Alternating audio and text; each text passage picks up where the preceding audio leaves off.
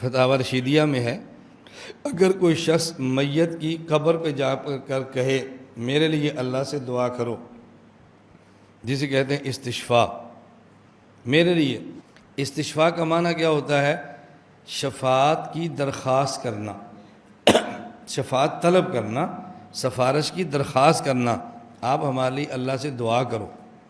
حضرت گنگوئی رحمہ اللہ فرماتے ہیں اگر کوئی پوچھے، یہ سوال ہے کہ قبر پر میت سے یہ کہنا ہمارے لیے دعا کرو جائز ہے؟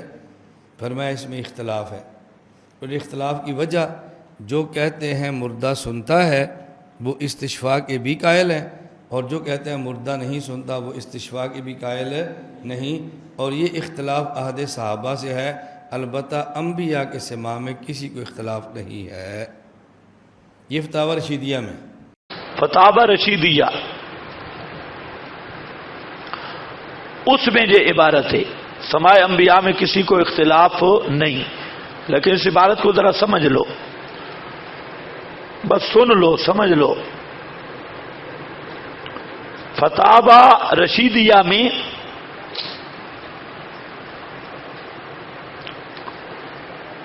جہاں یہ عبارت لکھی ہے وہاں ایک قانون بھی لکھا ہے۔ مسئلہ یہ لکھا ہے کہ جو استشفاء کے قائل ہیں وہ سماع کے بھی قائل ہیں، اور جو حضرات استشفاء سماع کے منکر ہیں وہ استشفاء کے بھی منکر ہیں۔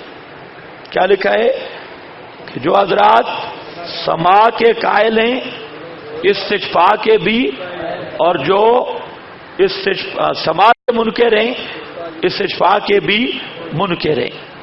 اس قانون لکھنے کے بعد مسئلہ یہ ہے مفتی مکہ مکرمہ کا، اس سے ایک سوال ہے، اور سوال یہ ہے کہ انبیاء کی قبروں پہ جا کر یہ کہنا ادعو اللہ یعنی استشفاء کروانا یہ جائز ہے یا نہیں؟ تو اس میر غنی مفتی مکہ مکرمہ اس کا جواب ہے کہ اس طرح کی دعا انبیاء کی قبروں پہ کرنا جائز نہیں، اور دعا میں کیا ہے؟ استشفاء۔ اس فتوے پر 11 اکابرین دیوبند کے دستخط تھے۔ کن کے؟ 11، جن میں حضرت شیخ الہند بھی ہیں، محمود الحسن کے، اور بھی حضرات کے۔ تو یہ فتویٰ آگے موجود ہے۔ اب جو میں بات کرنا چاہتا ہوں وہ ذرا سنو۔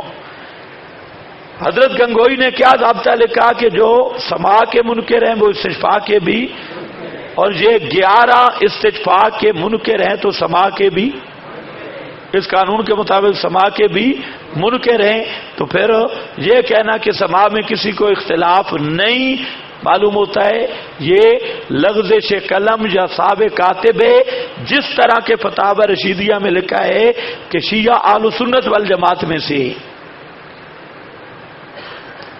شیعہ کیا ہیں؟ حالانکہ اصل عبارت کیا ہونی چاہیے؟ اہل سنت والجماعت میں سے نہیں ہیں، وہاں ہے الحمدللہ اللہ۔ اچھا بھائی سمجھ گئے میری بات؟ اچھا اس کے بعد پھر شاہ عبد الحق کی عبارت لائے۔ شاہ عبد الحق کہتا ہے کہ انبیاء سے استمداد جائز ہے، اور یہ بات بھی شاہ عبد الحق کی ہے کہ انبیاء کے سماع میں اختلاف ہو نہیں۔ اس کو نکل کر کے حضرت گنگوئی آگے شاہ اسحاق کی عبارت لائے، جو دیوبندیوں سب کا استاد اکبر ہے۔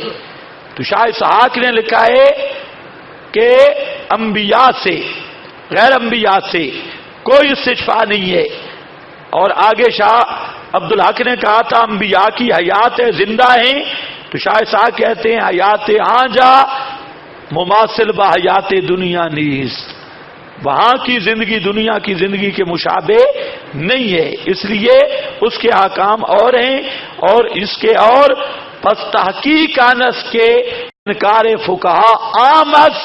تحقیق یہ ہے کہ فقہا کا انکار عام ہے، اور موت کے بعد کسی نبی سے بھی استشفاء جائز نہیں ہے، اور سب فقہا کو بھی لکھ رہے ہیں۔